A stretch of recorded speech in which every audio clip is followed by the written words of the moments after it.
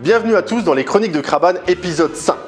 Aujourd'hui, on se trouve dans la collection privée de Damien, qui, comme vous pouvez le constater, il est viticulteur.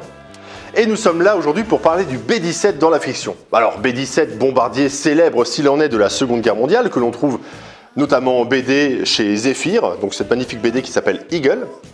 Parmi les B-17 célèbres, nous pouvons noter le Memphis Belle, le Yankee Doodle, le Pink Lady et le Miss Charlotte. Ah, Charlotte. Charlotte, pour moi, c'est la plage de sable fin où l'enfant démuni trouve son Amérique. Charlotte, c'est plus que de l'amour. Charlotte, c'est, je crois, éthéré. Un sentiment si fort qu'il s'échappe du temps et se passe de nom car il est évident. Mais vous avez raison, on n'est pas là pour parler de ça. Je parle, et finalement vous vous posez tous la question, mais qu'est-ce qu'un B-17 ? Un B-17, c'est ça, en plus petit, parce que ça c'est du coup une maquette. À savoir que c'est Boeing qui a conçu cet avion en 1934 pour l'armée américaine qui voulait un bombardier lourd. Donc il est très lourd puisqu'il pèse à peu près 16 tonnes pour 31 mètres d'envergure. Il est capable de voler à 510 km/h et de monter à une altitude de 11 200 mètres, donc un peu au-dessus au niveau de ma tête. Équipé de 11 mitrailleuses Browning M2 de 12,7 mm, alors encore une fois un peu plus grande que ça parce que c'est toujours une maquette, l'appareil était capable de transporter 10 hommes d'équipage et pouvait porter plus de 3 tonnes de bombes. Entre 1939 et 1945, il fut construit à 12 677 exemplaires, vous pouvez les compter si vous voulez, mais malheureusement très peu verront la fin de la Seconde Guerre mondiale. Là, vous en savez maintenant pratiquement autant que moi sur le B-17. Il est donc temps de passer aux Chroniques de Craban épisode 5, le B-17 dans la fiction. Pourquoi parler du B-17 ? Le B-17 se retrouve dans 3 œuvres qui m'ont intéressé ou qui m'ont passionné. La première, c'est Memphis Belle. Alors ça raconte l'histoire du... Alors ceux qui ont suivi et qui ont vu l'intro du début, je parle rapidement du Memphis Belle. C'était un des le plus célèbre des B-17 de la Seconde Guerre mondiale. Et pour cause, c'est un des rares bombardiers qui a fait 25 missions. Pendant la Seconde Guerre mondiale, après 25 missions, l'équipage pouvait prendre sa retraite et retourner au pays. Et le Memphis Belle, c'était un des rares bombardiers qui a réussi à faire 25 missions sans casse en gardant tout son équipage du début à la fin, ce qui était exceptionnellement rare. Donc le film raconte l'histoire. Le film en lui-même, c'est un film de guerre qui est sorti en 1990, qui vaut ce qu'il vaut, hein. C'est pas un chef-d'œuvre non plus, hein. On n'est pas dans le Soldat Ryan non plus. Mais ce que j'aime dans ce film, c'est ça reprend un petit peu tout ce qu'on retrouve dans les films de guerre. C'est un casting complètement fou. Et comme on est dans les débuts des années 90, en fait, on a beaucoup d'acteurs second rôle très connus. On retrouve Sean Astin, qu'on retrouve dans Le Seigneur des Anneaux, Eric Stoltz. Alors Eric Stoltz, pour ceux qui connaissent un peu Retour vers le futur, c'est celui qui devait jouer Marty McFly avant Michael J. Fox. On retrouve également Billy Zane, qu'on retrouve dans Titanic, le méchant de Titanic, et dans Retour vers le futur. C'était un des acolytes de Biff, notamment. On retrouve aussi Matthew Modine, le méchant de Stranger Things, le papa de Elf dans la saison 1. Qui a joué aussi dans le très bon Full Metal Jacket. Je dis ça parce que c'est le seul Kubrick que j'ai pu piffer. C'est pour ça qu'il est très bon pour moi. Kurt Negan, c'est un acteur que tous les fans de Retour vers le futur vont reconnaître. George se fait importuner par un petit rouquin merdeux qui le fait chier. Et Lorraine se retrouve contrainte à danser avec lui. Et c'est cet acteur-là qui joue dans... voilà. Et George va finir par le pousser, ils vont s'embrasser, et puis finalement Marty pourra retourner dans son époque. On n'est pas là pour parler de ça. Et bien sûr le très bon John Lightlow qui joue le pilote du B-17, hein, du Memphis Belle, qu'on retrouve dans l'excellent, alors ça c'est un de mes films, Madeleine de Proust, Bigfoot et les Henderson. On va le retrouver dans Cliffhanger aussi, dans plein d'autres films, et dans Histoire Fantastique aussi, dans un épisode dont on va parler tout à l'heure. Enfin, on va parler de Histoire Fantastique, pas de l'épisode. Je vous préviens tout de suite, je vais me perdre dans des pérégrinations dans cet épisode, mais direct, peu importe. Donc, Bigfoot et les Henderson, je vais peut-être en parler un jour, parce que j'adore ce film. Ça, c'est un petit peu le casting de Memphis Belle, et c'est pour ça que j'aime ce film, parce que on retrouve tous ces acteurs qui ont bercé notre enfance, et qui ont bercé notre vie adulte aussi, bien sûr.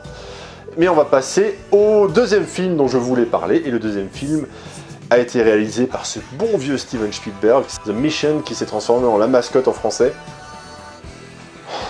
On a l'air de pas vouloir regarder les titres anglais chez nous en France, mais bon, La Mascotte, on peut comprendre de quoi ça parle. C'est Steven Spielberg qui a réalisé cet épisode pour une série des années 80 qui s'appelait Histoire Fantastique. Alors, contrairement à Memphis Belle, j'ai le DVD chez moi, donc Histoire Fantastique, c'est en gros C'est une série d'épisodes qui n'ont aucun rapport les uns avec les autres.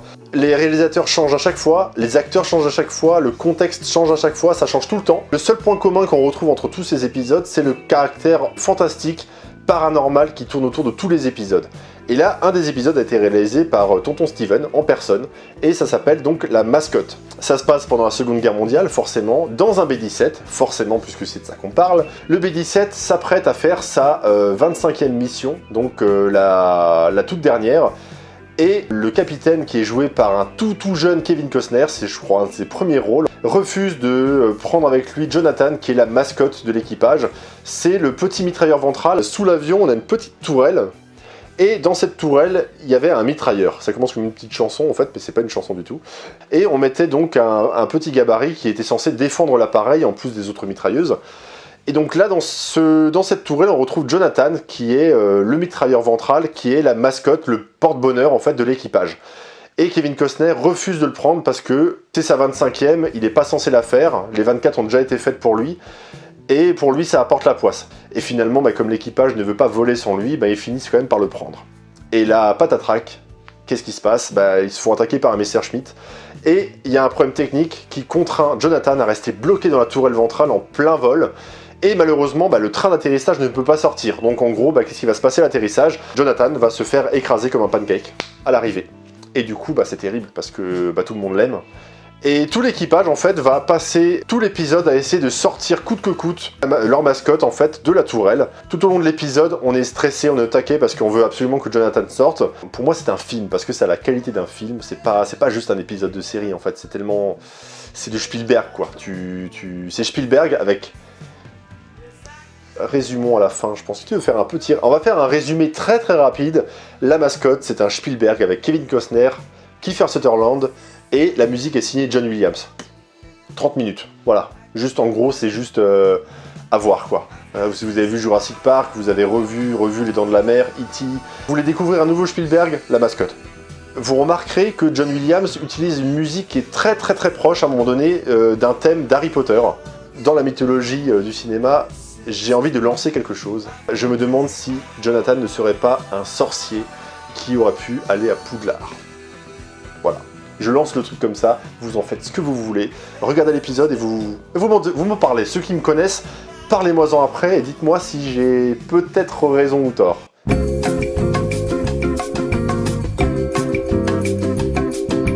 On va arriver au troisième, promis, on va bientôt y arriver, mais j'ai envie de faire une petite pause. J'ai envie de parler de la Grange. Alors la Grange, c'est une distillerie qu'on trouve dans notre région Alsace, qui est à Sainte-Croix-en-Plaine précisément. Les deux fondateurs de la Grange sont des passionnés d'aviation, donc on atteste cette bouteille magnifique de Peanut Wings. Et les patrons, c'est des jeunes qui ont ouvert la distillerie il n'y a pas très longtemps, et leur gin il est fabuleux. Vous pouvez faire des dégustations là-bas, vous pouvez acheter vos bouteilles là-bas, et vous pouvez même créer votre propre gin dans des ateliers de dégustation, que j'ai moi-même fait il y a quelques semaines. Par contre là dans le micro ça fait pas trop. J'ai moi-même participé à un de ces ateliers de dégustation, et franchement j'ai passé un après-midi mais génial avec eux. Notre troisième fiction dans laquelle le B-17 apparaît, là on attaque mais vraiment dans le lourd, ça fait partie de vraiment de mes plus anciennes références. Métal Hurlant est un dessin animé qui est sorti en 1981, il a été réalisé par Robert Porterton et produit par Ivan Reitman, qu'on connaît bien sûr pour la réalisation de SOS Fantôme, dont d'ailleurs le fils va reprendre le flambeau dans le SOS Fantôme qui va bientôt sortir au cinéma. Le début commence dans l'espace. Incroyable. Combien de films peuvent se vanter de commencer dans l'espace? Métal Hurlant commence dans l'espace. Il y a un vaisseau qui s'approche de la Terre, ça ressemble un peu à Star Wars en entrée, en gros il s'approche. En sort de la soute une Chevrolet Corvette, une vieille Chevrolet Corvette décapotable en plus. Donc le mec il a son casque, il sort, donc déjà vous voyez un peu le genre. Et le mec il traverse l'atmosphère avec sa Chevrolet Corvette. Alors elle doit être faite en acier inoxydable pour la dispersion des flux. Elle traverse l'atmosphère, elle atterrit rapidement avec un petit parachute, elle se retrouve dans le désert du Kansas. Elle arrive dans une maison un peu isolée, genre la maison fermière, un peu comme la maison de Interstellar, c'est un peu ça l'idée. Et il y a un mec qui débarque, qui sort avec une petite valise.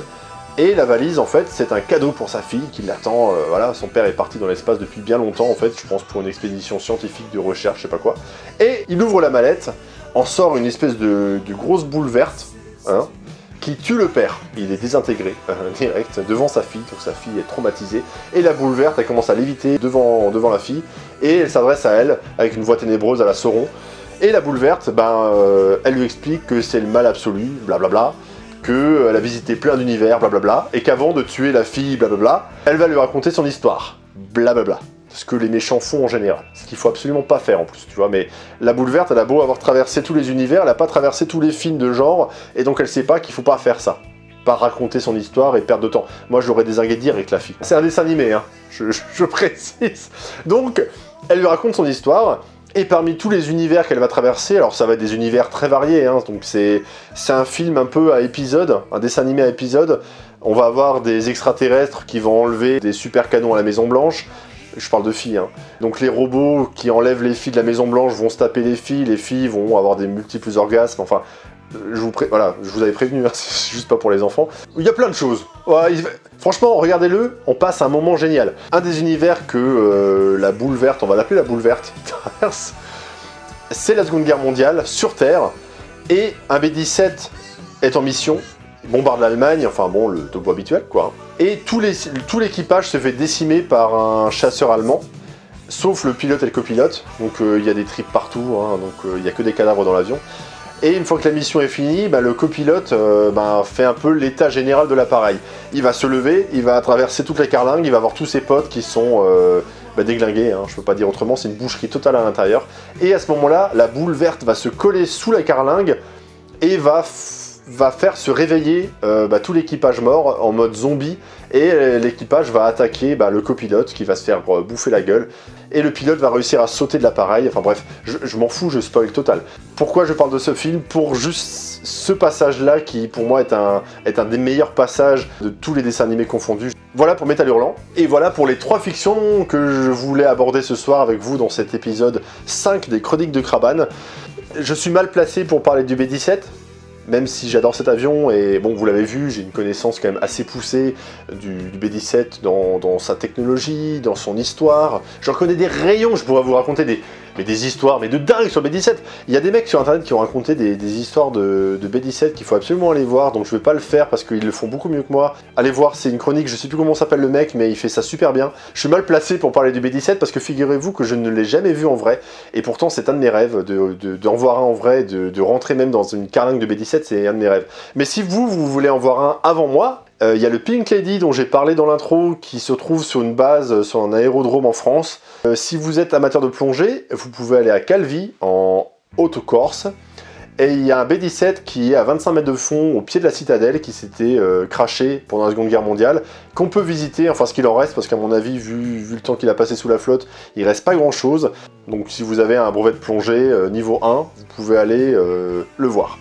J'aimerais remercier encore Damien, qui est viticulteur récoltant à Vestalten. Je vais vous mettre donc encore une fois dans les liens de la description ses coordonnées si vous voulez aller acheter du vin, déguster du vin, visiter sa collection. Il va se faire un plaisir de vous accueillir, c'est quelqu'un de très sympa. Pourquoi j'ai choisi cette bouteille? Parce qu'il y a un coquelicot, et que la coquelicot est la fleur préférée de mon gredin, que je salue chaleureusement parce que je l'aime.